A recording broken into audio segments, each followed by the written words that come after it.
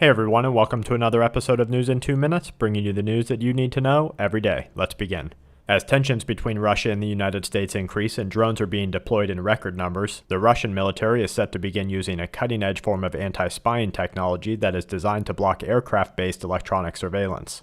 As technicians in Japan started the dangerous process of removing the highly radioactive fuel rods from reactor number 4 at the Fukushima nuclear power plant, researchers around the world are reinforcing concerns that while fuel removal is a necessary task to ensure the decommissioning of the site, it is possibly one of the most dangerous times that the site will have experienced since the tsunami that swept past its walls in March of 2011. An assistant professor at Kyoto University's Research Reactor Institute is quoted as mentioning that the timing of the fuel rod removal was crucial, as the reactor's storage pool is in an unstable condition and the process could be further hampered by even moderate earthquakes that strike near the removal site.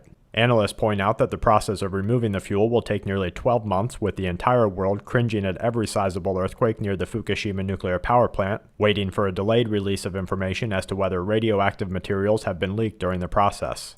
Sectarian violence is continuing to disrupt daily life in Pakistan as violent religious unrest caused the deaths of multiple people following clashes near the country's capital, and prompting the Pakistani government to impose a 24-hour curfew and block mobile phone service over the weekend. The World Health Organization has confirmed the first 2 cases of the Middle Eastern respiratory syndrome in the country of Kuwait as the virus continues to spread beyond the borders of Saudi Arabia.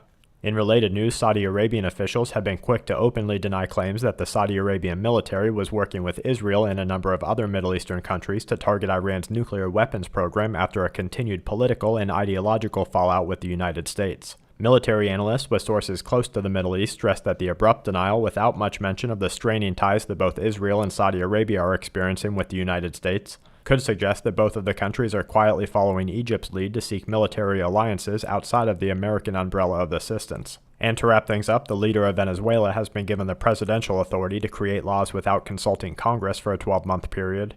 Twin suicide bombs blasted through Iran's embassy in Beirut, causing at least 21 deaths as a covert war on the country continues across the world. Global economic growth is being downgraded as the world's economy continues to suffer significant losses.